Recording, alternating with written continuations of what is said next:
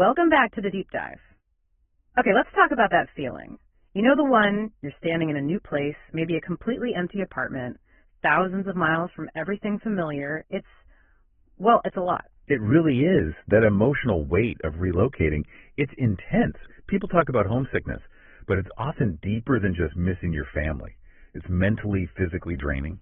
Totally. It's that profound disconnect, almost, like trying to tune into a radio station that's just static.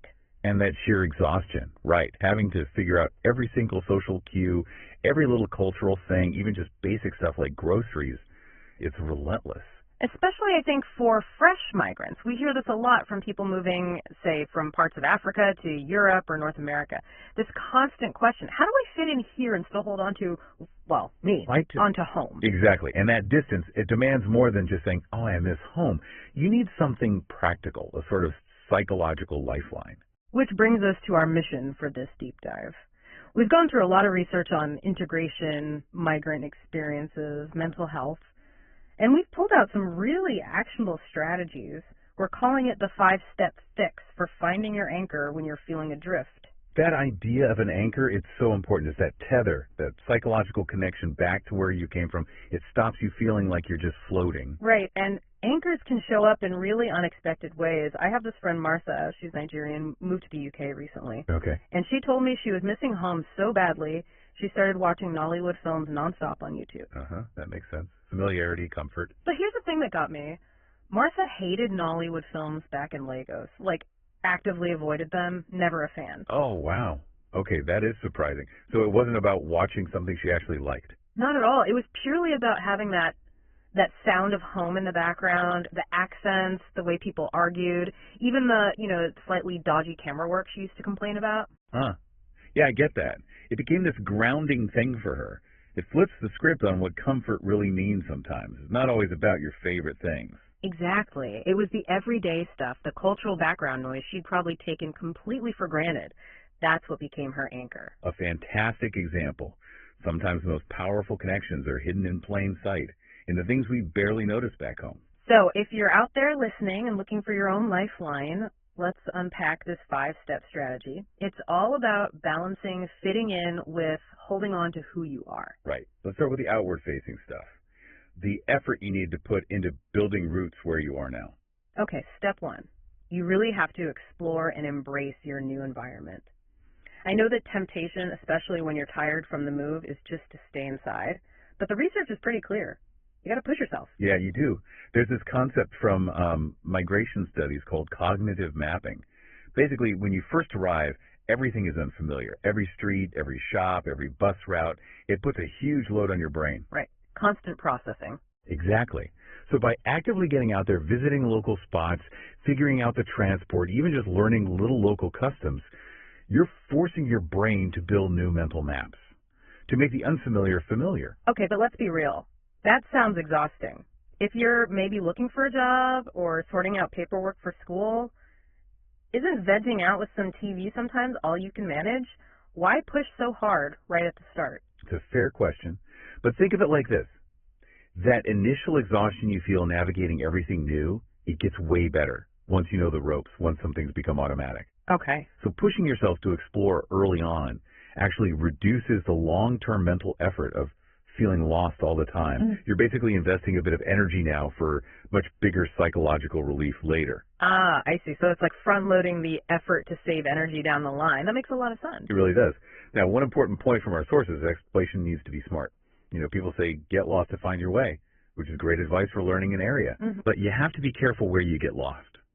Be aware of your surroundings, especially if you don't know the local dynamics yet. Safety first, always. Integration is vital, but not at the expense of your well-being. Absolutely. Good point. Okay, so step 2 is also about connection, but more specific. For African migrants especially, this one's key. Connect with the African community. Yes, crucial. Don't just wait for people to appear. Actively look for local community groups, cultural events, maybe businesses owned by people from the diaspora in your city. This step tackles something researchers call code switching fatigue. Constantly adjusting how you talk, how you act, trying to fit into the dominant culture. It's tiring. Incredibly tiring, like wearing a mask all day. Exactly. But when you connect with people who share your background, even for a little while, you get a break. You can just use cultural shorthand, talk freely. Your experiences just click without needing a full explanation. Yeah, you don't have to constantly translate yourself or your experiences. Precisely. If you're hitting a wall with some immigration issue or desperately missing a very specific type of food, who's going to understand that better than someone who's been there? Right. Finding those groups, whether it's, say, a Nigerian association, a Ghanaian meetup, or even just a general Pan-African gathering, it gives you instant potential friends, people who get it. Wow. It helps normalize the whole crazy experience of moving. And it can be practical things, too, right? Like finding someone who knows how to cut your hair properly or where to buy the right ingredients. Oh, absolutely. Don't underestimate those little things. Mm-hmm. Finding a barber or hairdresser who understands your hair type, that can be a massive comfort, a huge mental win. Okay, so those are the more external community building steps. Now let's shift to bridging that distance back home, maintaining that lifeline. Step 3, stay connected with family and friends. And this is where technology is just amazing, isn't it? It's such an equalizer for distance. We're not just talking about like a scheduled call once a week. Well, yes, those too. But it's more about achieving what some sociologists call ambient co-presence. It sounds fancy, but it just means keeping that everyday connection alive. So like quick texts, sharing a photo of your lunch. Exactly. A quick WhatsApp message about something random, a 5-minute video call just to say hi or good night. Those little things stop the geographical gap from feeling like a total emotional cutoff. We probably downplay this one sometimes because it seems so obvious. Use your phone, call home. But why does that continuity matter so much psychologically? Is it more than just ticking a box? Oh, much more. Think about it. When you keep up those small, mundane interactions, you stop feeling like you just hit pause on your entire old life when you moved. You're still part of the ongoing story back home. You maintain your social script, as you said. Precisely. If you always used to check in with your mom on Sunday afternoon, keeping that up via video call means you're still playing your part in the family rhythm, the little dramas, everything. If you suddenly drop off the map, you feel like you've been written out of the show. Exactly. It leads to feeling displaced, maybe even irrelevant. So maintaining those connections is actually about maintaining your identity, your role, across thousands of miles. Wow, that's powerful. Maintaining your role, not just the relationship. Okay, let's move to step 4. This one involves the senses, very comforting. Cook and share traditional meals. Ah, yes, food. Food is such a fundamental cultural anchor. Preparing, cooking, eating traditional African buys. It's one of the fastest ways to reconnect with your roots. It's like sensory time travel, isn't it? Totally. It's sensory memory activation. The smell of certain spices cooking, maybe it's jollof rice or pepper soup or whatever your specific comfort food is, it can just zap you right back to your family kitchen. I confess, I once tried making fufu in my tiny student kitchen. It did not go well. Flour everywhere, blender nearly gave up. And it didn't taste quite right. But just the attempt felt important. And that's the key, the effort, the ritual of making it. That's often more important than achieving culinary perfection, especially at first. That act of cooking is like a little piece of cultural defiance. You're saying, I'm bringing my world into this new space. Cultural defiance via cooking. I like that. And there's more. One of the sources we looked at, focusing on how cultures persist, really highlighted the dual benefit of sharing that food. Okay, tell me more about this dual benefit. Well, first, it's comforting for you. But second, when you share these meals, maybe invite new friends over, bring a dish to a potluck with colleagues, you're doing a kind of cultural diplomacy.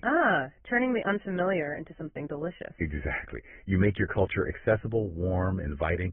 When your neighbor tries your iguzing soup and says, wow, this is amazing, they're not just complimenting your cooking. They're validating a piece of who you are. And it sparks real conversations, right? It goes beyond just, how was your weekend? Precisely. It builds curiosity, understanding, genuine connection. It makes your background feel less like something foreign and more like a contribution to the community tapestry. Food becomes a bridge. Okay, so we've covered getting out there, connecting with community, staying in touch digitally, and using food. That brings us to the final step, focusing inwards on your immediate space. Right. Step 5 is about making your living space feel like yours. Create a homey space. It's about consciously making your room, your apartment, feel less like just temporary digs and more like a sanctuary. This can be tough, though, especially if you moved with limited luggage or you're in a small space, maybe sharing. What are the essentials here? What makes the biggest difference? You don't need fancy furniture. It's about bringing in things that hold memories and reflect who you are. Prioritize items that whisper home. Like what, specifically? Think about culturally specific artwork, maybe some textiles like a throw blanket with a familiar pattern or cushion covers, even small decorative items you manage to bring. These things act as constant low-level visual cues, reminders. So it's about visual language. Exactly. The goal is psychological protection. You spend all day navigating a world that might look, sound, and feel foreign. Your home needs to be the place where your brain can relax a bit because it recognizes the visual environment. It feels safe, known. It combats that feeling of living in a sterile, impersonal box. Precisely. Surrounding yourself with familiar objects makes the space feel inviting, comforting. It actively pushes back against that sense of displacement. It's the difference between just sleeping somewhere and actually living there. The space affirms your identity when maybe the outside world is challenging it. Well put. And it ties back to the whole thing. This is integration without erasure. You're not replacing your identity. You're creating a safe physical space where that identity can comfortably exist and recharge. Okay, so looking at all 5 steps, it really paints a clear picture. Dealing with homesickness, especially as a new migrant, it's this constant balancing act. It really is. You need the energy to push outwards, explore, engage, connect with new people and communities here. That's steps 1 and 2. But just as importantly, you need the diligence to maintain that connection inwards and backwards. Keep the calls going, cook the food, make your space feel right. That's steps 3, 4, and 5. Get the balance wrong either way, and it's tough. Focus only on integrating, you might feel empty, like you've lost yourself. Focus only on clinging to the past, you risk feeling isolated and stuck. And it loops right back to my friend Martha and her Nollywood films. The anchor she found wasn't some grand symbol of Nigeria.